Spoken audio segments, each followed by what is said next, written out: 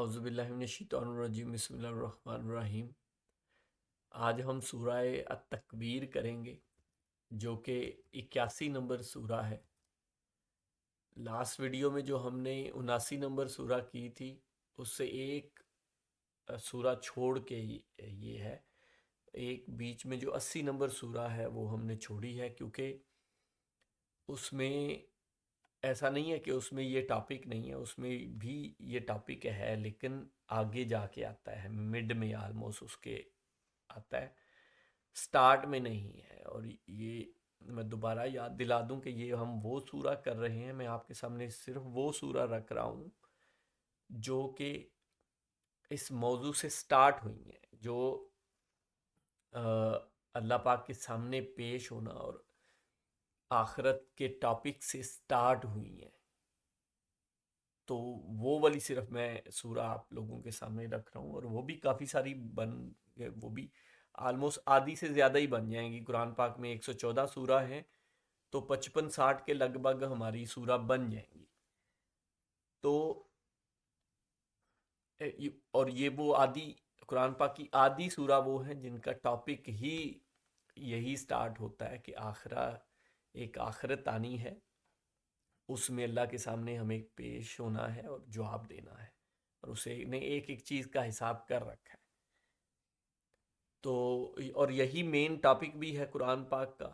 اب اگر آدھی سورہ سے زیادہ، آدھی سورہ جو ہیں وہ اسی ٹاپک سے سٹارٹ ہو رہی ہیں، تو پھر اس سے بڑا اور ٹاپک کیا ہو سکتا ہے؟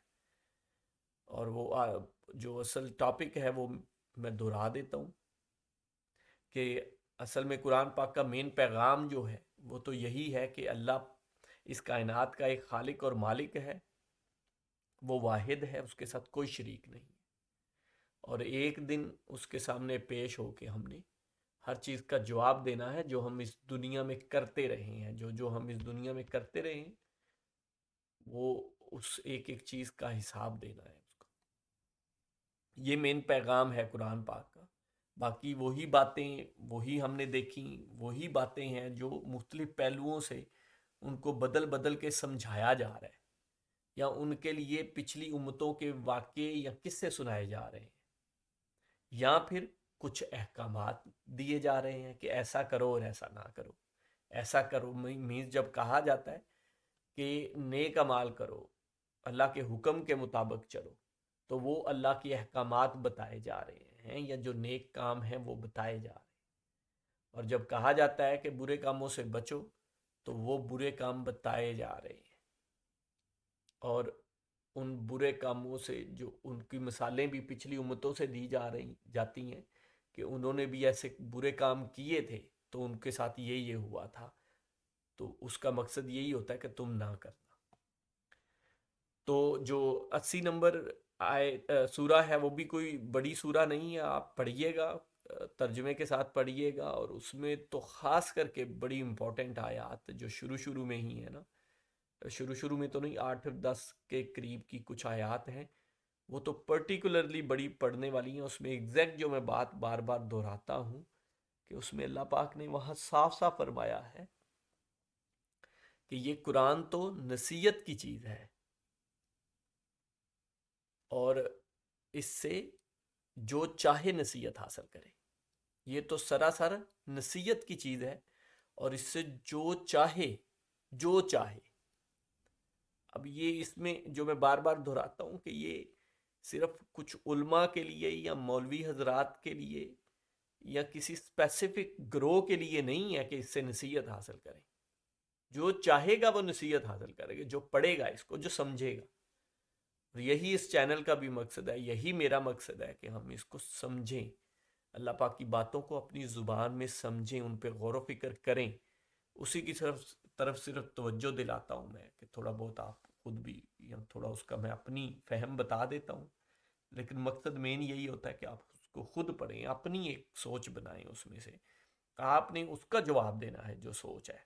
اس سورہ میں ہم انشاءاللہ وہ بھی پڑھیں گے۔ تو یہی مین مقصد بھی ہے میری یہ ویڈیوز بھی بنانے کا۔ اس سورہ کو سٹارٹ کرتے ہیں، آیت نمبر 1۔ جب سورج لپیٹ لیا جائے گا. تو اب دیکھیں پہلی آیت سے ہی، اور یہ مکی سورہ ہے، یہ مکی ہی سورہ ہے اور اس کی 29 آیات ہیں.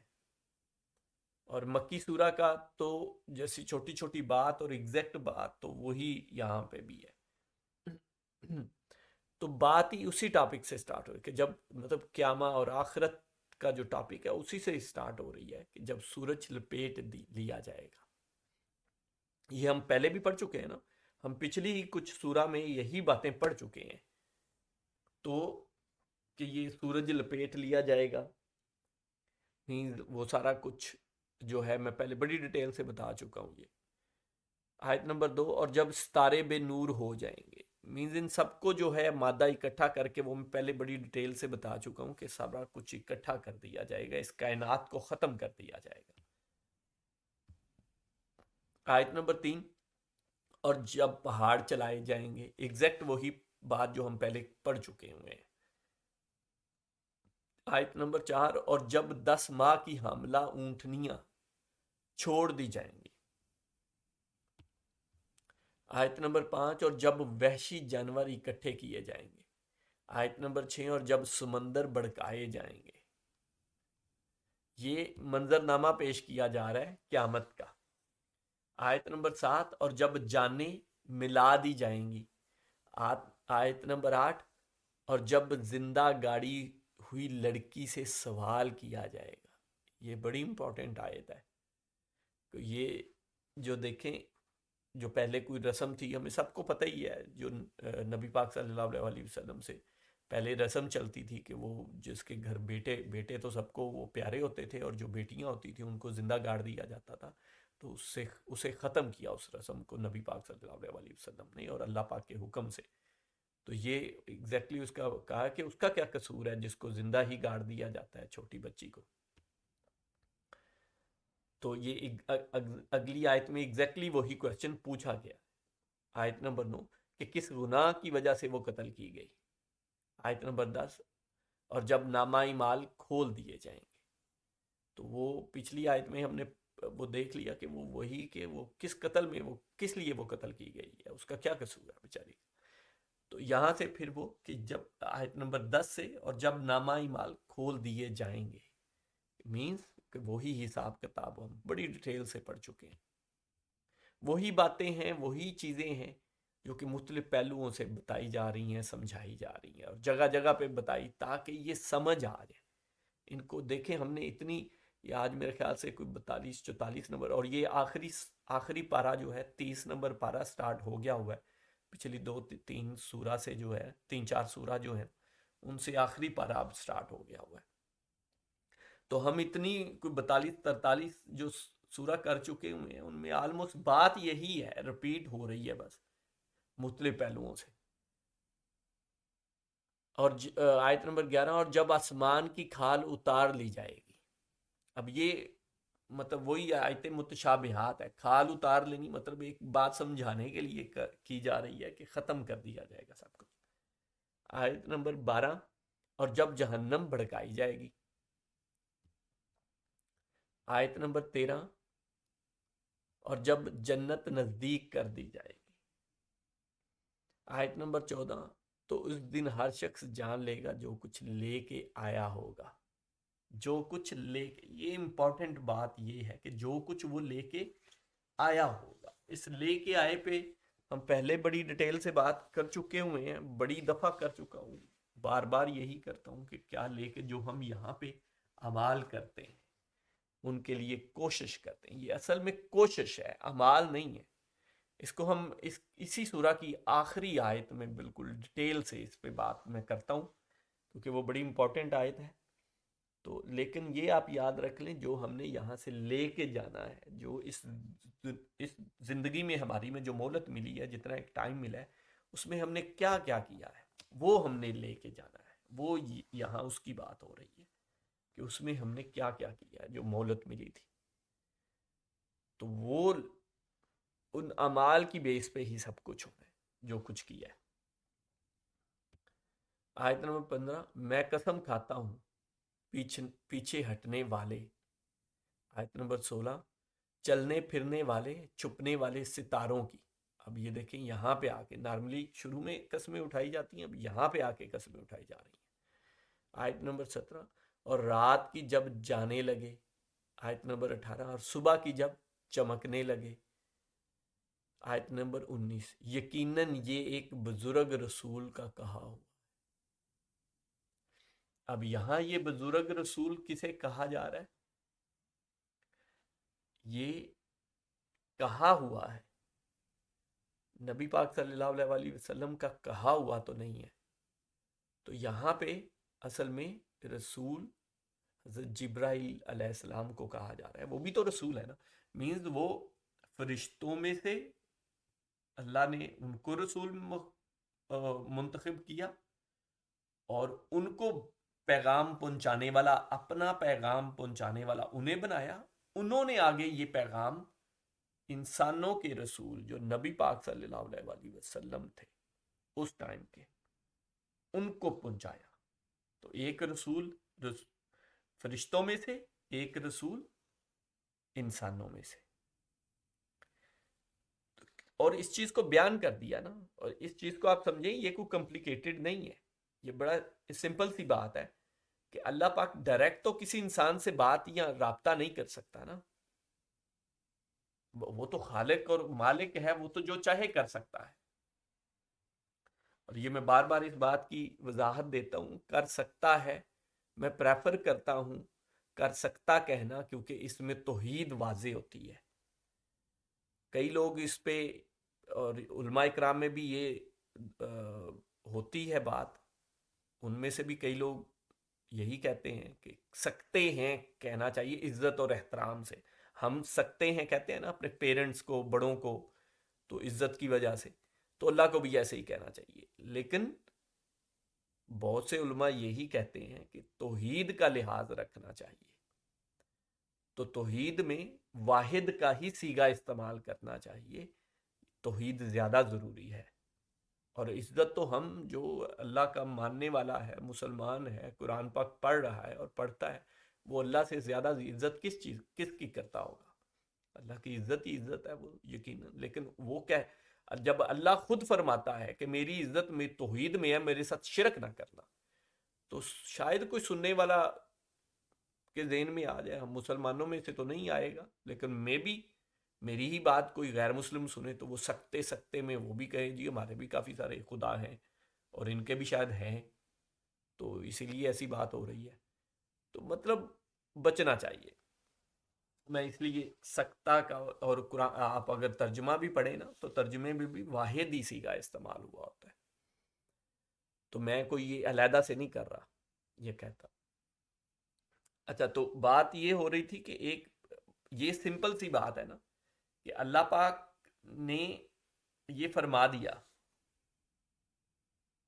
اللہ پاک کچھ بھی کر سکتا ہے، وہ ڈائریکٹ بھی انسانوں سے رابطہ کر سکتا ہے، تو یا کر سکتے ہیں کہہ لیں، اور یہاں پہ ایکسیپشن میری لے لیں، مجھے بھی وہ اتنا اچھا تو نہیں لگتا، لیکن علماء کرام کا کہنا ایسا ہے تو میں بھی کوشش کرتا ہوں۔ تو سکتے ہیں میں ایک ایکسیپشن کے ساتھ کہ ہم توحید پہ دل و جان سے ایمان رکھتے ہیں۔ تو بہرحال اللہ پاک کچھ بھی کر تو سکتے ہیں، کسی کے بھی مطلب انسانوں سے بھی خود ڈائریکٹ بھی رابطہ کر سکتے ہیں، لیکن اللہ پاک نے ہی اسی قرآن پاک میں فرمایا کہ مطلب انسان کے ساتھ ڈائریکٹ رابطہ جو ہے وہ نہیں ہو سکتا اللہ پاک کا۔ تو اس لیے آپ یہ دیکھیں کہ ایک بیچ میں ایک اور مخلوق ہے جو کہ لطیف ہے، جو کہ نور سے بنی ہوئی ہے، فرشتے ہیں، وہ نور کے بنے ہوئے ہیں، تو وہ اللہ سے یہ پیغامات لیتے ہیں، یہ احکامات لیتے ہیں، اور وہ بھی ایک اللہ کی مخلوق ہے۔ تو وہ ایک اللہ کی مخلوق جو کہ خود بھی وہ لطیف ہے، نور سے بنی ہوئی ہے، تو اس لیے وہ ہمیں نہیں اس کا پتہ، اور نہ ہی ہمیں اس پہ زیادہ سوچنا چاہیے کہ وہ اللہ سے کیسے احکامات لیتے ہیں، کوئی لکھی ہوئی چیز ہوتی ہے یا بول کے ہوتی ہے، کہ ہمیں یہ سوچنا چاہیے ہی نہیں، سوچنے کی ضرورت ہی نہیں ہے. وہ ہمیں مطلب اس میں پڑھنے کی ضرورت ہی نہیں نا، اس چیز کی کوئی ضرورت نہیں ہے. ہو تو ہم اس کی بھی اللہ پاک وضاحت ہمیں فرماتے اگر اس کی ضرورت ہوتی ہمیں، لیکن ہمیں قرآن نیک اعمال کرنے کے لیے، اللہ کو ماننے کے لیے اس چیز کی ضرورت نہیں ہے. تو وہ کیسے احکامات دیے جاتے ہیں یا کیسے وہ فرشتے لیتے ہیں، ہمیں اس پہ زیادہ ہمیں ضرورت بھی نہیں ہے، اس کا نہ ہی بتایا گیا ہے. تو وہ اللہ پاک سے پیغام لیتے ہیں، اور وہ اللہ کے رسول، اور وہ آگے انسانوں کے، وہ اللہ کی ایک مخلوق ہے جو کہ نور ہے خود، اور وہ انسانوں کے پاس وہ پیغام اللہ کا لے کے آتے ہیں. اور نیچے انسانوں میں سے اللہ نے رسول چنے جو کہ وہ اللہ کا پیغام، وہ جو فرشتہ ہے وہ اللہ کا پیغام اس ایک انسان کے پاس لے کے آتے ہیں. اور وہ جو رسول ہیں وہ آگے انسانوں کو وہ پیغام پہنچاتے ہیں. تو یہ کمپلیٹ چین ہے، اللہ پاک سے فرشتوں کو، فرشتوں سے انسانوں کے رسول کو، مینز اللہ پاک سے فرشتوں کے رسول کو، فرشتوں کے رسول سے انسانوں کے رسول کو، اور انسانوں کے رسول سے انسانوں کو. تو یہ فل چین ہے، اس میں کوئی کمپلیکیٹڈ چیز نہیں ہے. تو یہاں پہ وہی ایگزیکٹلی بات کی گئی کہ یقیناً یہ ایک بزرگ رسول کا کہا ہوا ہے. یہ حضرت جبرائیل علیہ السلام کی بات ہو رہی ہے. آیت نمبر 20، جو قوت والا ہے، عرش والے کے نزدیک بلند مرتبہ ہے. یہ دیکھیں نا، آگے اوصاف بھی بیان کر دیے، جو قوت والا ہے عرش والے کے نزدیک، جو اللہ پاک کے نزدیک. یہ میں نے آپ کو پورا، اس لیے میں نے آپ کو پہلے ڈیٹیل سے یہ سارا سمجھا دیا تاکہ آپ کو یہ بات سمجھ آ جائے. آیت نمبر 21، جس کی اطاعت کی جاتی ہے اور امین ہے. یہ دیکھیں نا کہ جبریل امین کہا جاتا ہے نا، تو وہ جبریل امین، انہی کی بات ہو رہی ہے. آیت نمبر 22، اور تمہارا ساتھی دیوانہ نہیں ہے. کہ وہ جو مکہ، کیونکہ یہ مکی سورہ ہے نا، تو آپ دیکھیں نا کہ جو قریش کے لوگ تھے یا جو مکہ کے لوگ تھے، وہ کیسے کیسے الزام لگاتے اور کیسی کیسی باتیں کہتے تھے نبی پاک صلی اللہ علیہ وسلم کو، نعوذ باللہ. ان کا جواب دیا جا رہا ہے کہ یہ کوئی، اور ان کو وہ پورا پروسیس بتایا جا رہا ہے، سمجھا جو میں نے آپ کو سمجھایا نا، کہ یہ اس کو یہ نہ سمجھو کہ یہ کوئی، اللہ معاف کرے، ہم نے تو کہنا بھی نہیں چاہیے، جو اس آیت میں 22 نمبر آیت میں بات ہوئی ہے کہ کوئی دیوانہ ہے یا کچھ اس طرح یہ خود سے ہی باتیں کر کے یا یہ لکھ کے تو یہ کہہ رہا ہے کہ پتہ نہیں اللہ سے ہے. تو اس کا پورا پروسیس سمجھایا جا رہا ہے کہ یہ دیکھو، یہ جبریل امین ہیں جو امانت دار ہیں، ان کے تھرو اللہ سے احکامات آتے ہیں اور ان کو دیے جاتے ہیں. تو یہ پورا پروسیس ہے، یہ کوئی دیوانے نہیں. تو یہ اس طرح کی باتیں تبھی آتی ہیں، یہ کسی چیز کے جواب میں آتی ہیں یا کسی چیز کی ایکسپلینیشن کے لیے آتی ہیں، کہ یہ فرشتوں سے اللہ پاک کو احکام آتے ہیں اور وہ نیچے آتے ہیں. ورنہ یہ ہمارے اس کے لیے کوئی ضروری چیزیں نہیں ہیں، ضروری باتیں نہیں ہیں. لیکن جو لوگوں کے اعتراضات آتے تھے نبی پاک صلی اللہ علیہ وسلم پہ، تو ان کے جواب میں یہ بات کہی جاتی ہیں، اور بھی بہت ساری ہیں ایسی. آیت نمبر 23، اس نے اس کو آسمان کے کھلے کنارے پر دیکھا بھی ہے. اب نبی پاک صلی اللہ علیہ وسلم کے بارے میں کہا جا رہا ہے کہ نبی پاک صلی اللہ علیہ وسلم نے ان کو، حضرت جبرائیل علیہ السلام کو، آسمان کے کھلے کنارے پر دیکھا بھی ہوا ہے. آیت نمبر 24، اور یہ غیب کی باتوں کو بتلانے میں بخیل بھی نہیں. دیکھیں نا، وہ بخیل نہیں ہے، امین ہے، امین ہے، پورے ایمانت دار ہے. آیت نمبر 25، اور یہ قرآن شیطان مردود کا کلام نہیں. یہ دیکھیں سارے ان اعتراضات کا جواب دیا جا رہا ہے کہ یہ اس کے پاس شاید کوئی جن ہے، یہ اس طرح کی باتیں کرتے تھے لوگ، نعوذ باللہ. تو وہ ان کا کہا جا رہا ہے کہ کوئی شیطان مردود کا کلام نہیں ہے یہ. آیت نمبر 26، پھر تم کہاں جا رہے ہو. اب میں نے جیسا کہ پچھلی سورہ میں بھی بتایا کہ اس میں بھی یہی فرمایا جا رہا ہے کہ قرآن نصیحت ہے، اسے جو حاصل کرنا چاہے، جو بھی حاصل کرنا چاہے اسے، اس کے لیے نصیحت ہے۔ تو یہاں بھی ایگزیکٹلی وہی بات کی جا رہی ہے، اس اگلی سورہ میں بھی وہی باتیں رپیٹ ہی ہیں، دیکھیں نا۔ تو اس میں بھی وہ دیکھیں نا کہ، اور یہ قرآن شیطان وہی چیز کو کلیئر کیا جا رہا ہے کہ مردود کا کلام نہیں ہے، یہ اللہ پاک کی طرف سے۔ تو پھر تم آیت نمبر 26 میں کہا جا کہ پھر تم کہاں جا رہے ہو، تو اس کے علاوہ پھر اور کہاں جاتے ہو؟ یہ بڑی ضروری بات ہے کہ پھر اور کہاں جاتے ہو اس کے علاوہ۔ اگر کہیں اور سے تم نصیحت لینے جاتے ہو تو اس کی کیا اتھارٹی ہے؟ اصل تو اتھارٹی یہ ہے، تو تم کہاں جاتے ہو؟ تو یہ ہمیں اپنے آپ میں سوچنا چاہیے نا کہ ہم قرآن کے علاوہ کہیں اور تو نہیں جاتے۔ اگر جاتے ہیں تو پھر یہ قرآن پاک میں اللہ پاک کے احکامات ہی ہیں نا، اللہ کی باتیں ہی ہیں، تو ان کو سمجھنا چاہیے۔ آیت نمبر 27، یہ تو تمام جہان والوں کے لیے نصیحت نامہ ہے۔ یہ دیکھیں جو میں ابھی بات کر رہا تھا ایگزیکٹلی آ گئی نا، تمام جہان والوں۔ یہ مین امپورٹنٹ بات یہ ہے، یہاں پہ یہ کہا گیا ہے کیا کہ کسی اسپیسیفک، حالانکہ اوپر عربی میں تمام جہان والوں کے لیے نہیں ہے، عربی میں یہی ہے کہ یہ نصیحت نامہ ہے۔ بے شک یہ تمام، یہ جہانوں کے لیے نہیں، سوری کہا گیا ہے، سوری وہ کہا گیا انا ہوا الا ذکر للعالمین، کہ یہ تو تمام جہان والوں کے لیے نصیحت نامہ ہے۔ تو یہ نصیحت نامہ تمام جہان والوں کے لیے ہے۔ تو یہاں پہ یہ اسپیسیفک تو نہیں کیا جا رہا کہ یہ کسی ایک خاص طبقہ کے لیے ہے، یہ علماء کرام کے لیے یا مولوی حضرات کے لیے ہے، ایسا تو نہیں کچھ بھی کہا جا رہا ہے، بلکہ قرآن پاک میں کہیں بھی نہیں ہے۔ اور جہاں کہیں تھوڑی سی ایک بات ہے وہ میں آلریڈی پہلے شیئر کر چکا ہوں، اور وہ بھی قرآن پاک کو پڑھنے کے لیے نہیں ہے، وہ اللہ کی راہ میں، اللہ کے دین کے لیے نکلنے کے لیے ہے، اس کے لیے فرمایا جا رہا ہے کہ یہ سب کے لیے ممکن نہیں ہے کہ وہ دین کی رستے پہ نکل پڑے۔ ہاں تم لوگوں میں سے ایک جماعت ہے جو اپنے آپ کو پریپیئر کرے اور دین میں تفقہ کرے، دین کی فکر حاصل کرے، سوچ حاصل کرے، اور پھر نکلے۔ وہ تبلیغ کا آپ کہہ سکتے ہیں، یا اللہ کے رستے میں اللہ کے پیغام کو پہنچانے کے لیے، وہ تو بلکہ ہمارے لیے آسانی وہاں اس آیت میں کہی جا رہی ہے کہ سب کے لیے یہ ناممکن، ممکن نہیں ہے، سب کے لیے تو یہ ہو نہیں سکتا، نہ ہی سب پہ یہ فرض ہے۔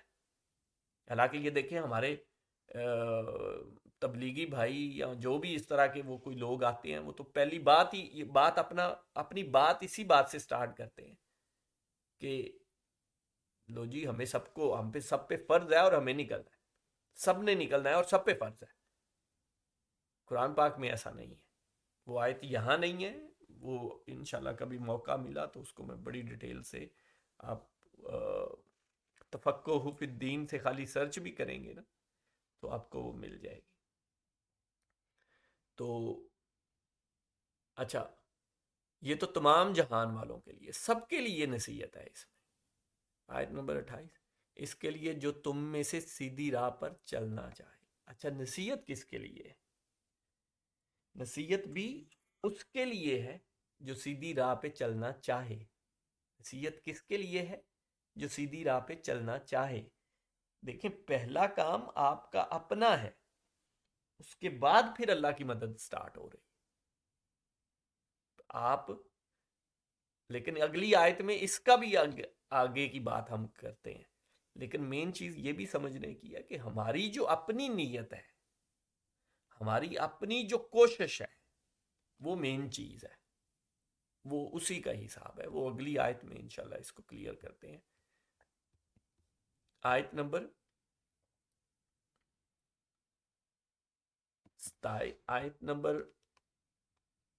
29، اس کی سوری اوپر عربی کٹ گئی ہے۔ آیت نمبر، یہ لاسٹ آیت ہے، آیت نمبر 29 اس سورہ کی۔ اور تم بغیر پروردگار عالم کے چاہے کچھ نہیں چاہ سکتے۔ اب آپ اگر پچھلی آیت میں دیکھیں تو اس میں ہے کہ بالخصوص اس کے لیے جو تم میں سے سیدھی راہ پر چلنا چاہے، کہ جو چلنا چاہے، چاہت کا تھوڑا سا بیان کیا ہے، اگلی آیت میں اس کا بھی کہہ دیا ہے، اور تم بغیر پروردگار عالم کے چاہے کچھ نہیں چاہ سکتے، کہ تمہارا یہ جو چاہنا بھی ہے، یہ بھی اس کائنات کا جو پروردگار ہے، جو رب العالمین ہے، اس کے بغیر تو تم چاہ بھی نہیں سکتے۔ اب اس کا مطلب کیا ہے، اس پہ 1 منٹ میں آتے ہیں، لیکن اس سے پہلے اگر آپ کو یاد ہو تو ہم پہلے بھی اس پہ 1-2 دفعہ ڈیٹیل سے بات کر چکے ہیں، بلکہ 2-3 دفعہ میں پچھلی کافی اور بھی سورہ میں یہ بات آئی ہے، تو اس میں بھی میں نے یہی بتایا تھا کہ جو چاہنا ہے، ہماری چاہت تو ہے ہی کچھ نہیں، جو چاہنا ہے وہ اصل میں چاہت تو اللہ کی ہی ہے۔ ہمارا چاہنا، ہم الٹیمیٹلی، میں نے آپ کو یاد ہوگا میں نے بڑی ڈیٹیل سے یہ بتایا تھا کہ ہمارے چاہنے سے کسی چیز کا رزلٹ نہیں نکل سکتا کہ میں یہ چاہتا ہوں تو یہی ہوگا، نہیں۔ ہاں نارملی ویسا ہی ہوتا ہے، کیونکہ یہاں بھی تو ایک اللہ پاک نے اس کائنات کو کچھ اصولوں پہ ہی قائم کیا ہوا ہے نا، نارملی ویسا ہوتا ہے، لیکن وہ ختمی نہیں ہے، لازمی نہیں ہے کہ وہی ہو اور ہر دفعہ وہی ہو۔ بہت دفعہ نہیں بھی ہوتا، کئی دفعہ نہیں ہوتا، لیکن نارمل کنڈیشنز میں ہوتا ہے، اور کئی دفعہ نہیں بھی ہوتا۔ تو جو اصل میں چاہنا ہے وہ اس پروردگار عالم کا ہی ہے۔ تو اس کا مطلب کیا ہے، اگر چاہنا اسی کا ہے تو ہمارا چاہنا کچھ نہیں ہے، تو حساب پھر ہمارا کیوں ہے اور یہ سارا کیوں ہے؟ نہیں، یہ بالکل یہ کنٹراڈکٹ کرتے ہیں، اور یہ بہت سارے لوگوں کا یہ کویسچن بنتا ہے، کیونکہ ہم جب قرآن پاک میں اس طرح کی آیات پڑھتے ہیں مختلف جگہوں پہ، اور بہت ساری ہیں ایسی کہ مطلب یہ آپ کو یاد ہوگا کہ ہم نے بہت دفعہ پڑھی ہے کہ جسے اللہ چاہے ہدایت دیتا ہے، اور جسے اللہ نہ چاہے وہ کبھی ہدایت یافتہ نہیں ہو سکتا۔ اس طرح کی باتیں پڑھی نا ہم نے۔ اللہ جسے چاہے وہ روزی دیتا ہے، اللہ جسے چاہے وہ یہ تم اگاتے ہو یا میں اگاتا ہوں، یہ تو اللہ ہی سب کرتا ہے۔ تو یہ سب باتیں جب قرآن پاک سے پڑھتے ہیں تو بہت سارے لوگوں کو یہ کنفیوژن ہوتی ہے کہ یہ اگر ہمارا نہیں، اللہ پاک ہی چاہتا ہے سب کچھ اور اللہ پاک ہی کر رہا ہے، تو ہمیں حساب کتاب کیوں؟ یا اس طرح کی چیزیں آ جاتی ہیں، انسانی لیول پہ اس طرح کے کویسچنز آ جاتے ہیں، چاہے ہم مسلمان بھی ہوں پھر بھی آ جاتے ہیں، اور غیر مسلمس تو بالکل وہ تو آلریڈی بہت سارے چیزوں پہ اعتراض کرتے ہیں۔ تو یہ میں بات پہلے بڑی دفعہ ایکسپلین کر چکا ہوں، میں دوبارہ کوشش کرتا ہوں کوئکلی، کیونکہ آلریڈی بڑی ویڈیو لمبی ہو گئی ہے۔ وہ یہی کہ دیکھیں، ہمارا چاہنا اور ہمارا کرنا یہ کچھ بھی نہیں ہے، یہ اصل میں چاہنا اور کرنا بھی وہ اللہ پاک کا ہی ہے، وہ پروردگار عالم کا ہی ہے۔ ہمارا کرنا بھی کچھ نہیں ہے، صرف کیا ہے، ہماری کوشش ہے جو ہم نے کرنی ہے۔ دیکھیں، اللہ پاک نے ہمیں ہدایت دے دی، تو ہم نے اس ہدایت کو لے کے اور اس پہ کس طرح عمل کرنا ہے، اور اس کو کس طرح اپنی زندگیوں میں امپلیمنٹ کر کے اس پہ ساری عمر کیسے گزارنی ہے، یہ ہماری کوشش ہے۔ اس کو ہم نے کس طرح لینا ہے، اس کو آگے کیسے پہنچاتے ہیں اپنی اولاد میں، جو بھی آپ کے لوگ ہیں، تو یہ آپ کی ایک کوشش ہی ہے۔ اچھا، اگر آپ کو اللہ پاک نے، اور دیکھیں نا، ہدایت اگر اللہ ہی دیتا ہے اور چاہتا وہی ہے، اگر اللہ پاک نے اس چیز سے تھوڑا دور بھی کر دیا تو وہی کر سکتا ہے۔ آپ اپنی کوشش سے نہ ہدایت کی طرف جا سکتے ہیں، نہ ہی دوسری سائڈ پہ جا سکتے ہیں، لیکن اگر اللہ نے ہدایت کی طرف رستہ دکھا دیا ہے اور آپ اس پہ پھر ٹیسٹ ہونا ہے آپ نے، اور اگر دوسری سائڈ پہ تھوڑا اللہ پاک نے کر دیا ہے یا دوسری سائڈ پہ آپ اپنی کوشش سے ہوئے ہیں اور پھر اللہ نے بھی اس میں کہا ہے کہ اب اس کو نہیں، تو پھر آپ کی کوشش ادھر ناپی جائے گی کہ یہ اللہ کو دوبارہ واپس آتا ہے، پہچانتا ہے یا نہیں۔ ہاں، ان کی ایکسیپشن ہے کہ جنہیں پھر اللہ کہہ دیتا ہے کہ اب ان پہ میں نے مہر لگا دی، اب یہ کبھی ہدایت یافتہ نہیں ہو سکتے۔ یہ بھی آیات ہم پڑھ چکے ہیں، تو وہ تو ان کا تو بالکل ہی کام، بلکہ اسی قرآن پاک کے شروع میں ہی اگر میں بار بار حوالہ دیتا ہوں، جو پہلی 15-20 آیات ہیں نا قرآن پاک کی، سورہ بقرہ کی، اس میں سب کچھ ہے، وہ آپ پڑھا کریں، ان کو بالکل اپنا ذہن خالی کر کے نا، جو آپ نے ساری عمر کا، جتنی بھی آپ کی عمر ہے، جو جو آپ نے باتیں سنی ہوئی ہیں، ان سب کو ذہن سے نکال کے نا، ان پہلی 30-40-50 آیت کو آپ پڑھا کریں بار بار، اور سمجھنے کی کوشش کیا کریں ایسے کورے کاغذ کی طرح، جیسے آپ سمجھے کہ غیر مسلم سمجھے، مطلب ایک، آپ غیر مسلم تو نہیں کہنا چاہیے، لیکن مینز، یا مطلب جو غیر مسلم قرآن پاک کی طرف رغبت رکھے، یا اس کی طرف اس کا وہ ہو، اس کو پسند آئے اور وہ پڑھے یا پڑھنا چاہے، اور ظاہری بات ہے پڑھتے ہیں، آپ ان پہ دیکھیں جو لوگ نئے نئے پھر مسلمان ہوتے ہیں، وہ اپنے ایکسپیرینسز بتاتے ہیں، آپ دیکھا کریں۔ تو بہرحال ایک بالکل ایمپٹی مائنڈ کے ساتھ ان کو پڑھا کریں اور سمجھنے کی کوشش کیا کریں، اور بار بار پڑھا کریں، اس میں بہت سبق ہے، بہت زیادہ سبق ہے اس میں۔ تو اس میں بڑی اچھی مثال ہے، میرے خیال سے 10-11 نمبر کے لگ بھگ کی کوئی آیت ہے کہ اس میں وہ مثال ہے کہ اللہ پاک ایسے ہی، اس آیت کا میں مفہوم بتا رہا ہوں کہ ان کی مثال تو ایسے ہے کہ کوئی روشنی کرے، مینز کوئی آگ جلائے اور روشنی کرے، اور جیسے ہی اس کی روشنی ہر چیز کو روشن کرے، اس آگ کی روشنی ہر چیز کو روشن کرے، تو ان کی آنکھیں ہی چلی جائیں، ان کی آنکھوں کی روشنی ہی چلی جائے۔ تو اب یہ دیکھیں، آپ خالی اس آیت پہ غور کر لینا، کیا مثال، کس لیول کی مثال ہے۔ آپ ہزاروں کتابیں ڈھونڈ جائیں، کھنگول دینا، تو اس دنیا کی جو دوسری کتابیں ہیں، تو آپ کو اتنی گہری بات اس میں سے نہیں ملے گی۔ وہ کیا ہے کہ روشنی کی آگ جلائی، اس نے جب سب کچھ روشن کر دیا، جیسے ہی اس نے روشن کیا، تو اگر اس بندے کی آنکھوں کی بینائی ہی چلی جائے، تو وہ چاہے پوری کائنات کو روشن کر دے، وہ آگ پوری دنیا کو روشن کر دے، وہ آگ اس کے لیے تو اندھیرا ہی ہو گیا نا۔ اس بندے کے لیے جس کی آنکھوں کی روشنی ہی چلی گئی، بینائی ہی چلی گئی اس کی، تو وہ آگ چاہے جتنی مرضی وہ روشن کر دے ہر چیز کو، اس کو تو اس کا کوئی فائدہ نہیں ہوگا۔ یہ مثال آپ کو سمجھ آئی ہے؟ اس پہ غور و فکر کریں کہ جب آپ کا اپنے اندر کی بینائی چلی گئی، تو قرآن پاک میں کیا ہدایت ہے، وہ پوری کائنات کو روشن کیے ہوئے ہے، اس کا آپ پہ کوئی اثر نہیں ہوگا۔ مینز اس انسان پہ جس کے اندر یہ ختم ہو جائے، آپ پہ تو اللہ آپ پہ ہزاروں رحمتیں کرے اور اپنے قرآن کی سمجھ وہ نازل کرے۔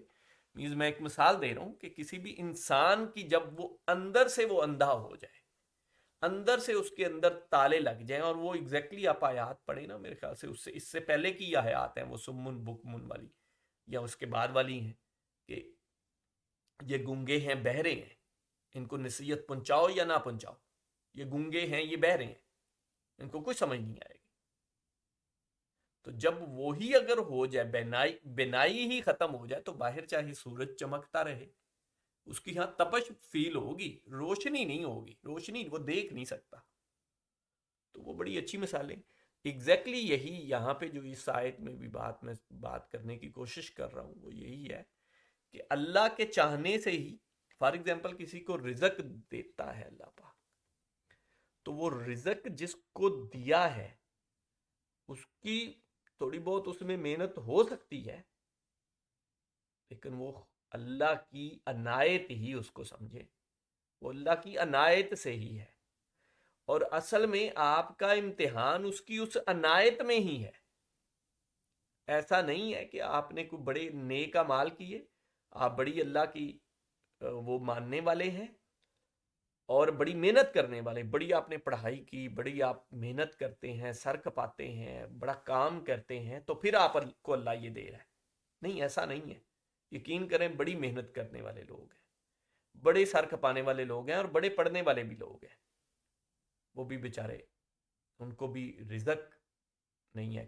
اگر کسی کے پاس رزق ہے تو اولاد نہیں ہے، اولاد ہے تو رزق نہیں ہے، رزق نہیں، رزق یہ دونوں چیزیں ہیں تو کسی اور چیز میں مسئلہ ہے۔ تو بات کرنے کا مقصد یہ ہے کہ یہ خالصتاً اللہ کی ہی چاہت ہے، اللہ کی ہی عنایت ہے، اور جس کو عنایت ہے اس کی اسی میں ہی اس کی آزمائش بھی ہے، اسی میں ہی اس کی کوشش دیکھی جانی ہے۔ اور جس کے پاس نہیں ہے تو ایسا نہیں ہے کہ وہ، اللہ معاف کرے، کہ وہ کوئی پیچھے رہ گیا ہے، یا وہ کوئی گناہ گار ہے، یا وہ کوئی اللہ کا اس طرح ماننے والا نہیں ہے تو اس لیے اس کے ساتھ ایسا ہے۔ نہیں نہیں نہیں نہیں نہیں، وہ شاید اللہ کے بہت زیادہ قریب ہو، لیکن اس کی آزمائش اس کو نہ دے کے ہی ہے، تو اس میں اس کی کوشش اس میں دیکھی جانی ہے، اور جس کو دیا ہے اس کی کوشش ہے، دیکھی کوشش جانی ہے کہ آپ نے کیا کیا، آپ نے اپنی نیت کیا رکھی، آپ نے اپنی کوشش کیا کی۔ یہ اصل میں چیز ہے جس پہ پرکھا جانا ہے قیامت والے دن، جو ہم اس سورہ کے شروع میں پڑھ کے آئے۔ آپ بھی اس پہ پوری سورہ پہ غور و فکر کیجئے گا، اردو کے ساتھ عربی بھی ضرور پڑھیے گا، اور غور و فکر خاص کر کے اردو پہ کیجئے گا۔ جزاک اللہ۔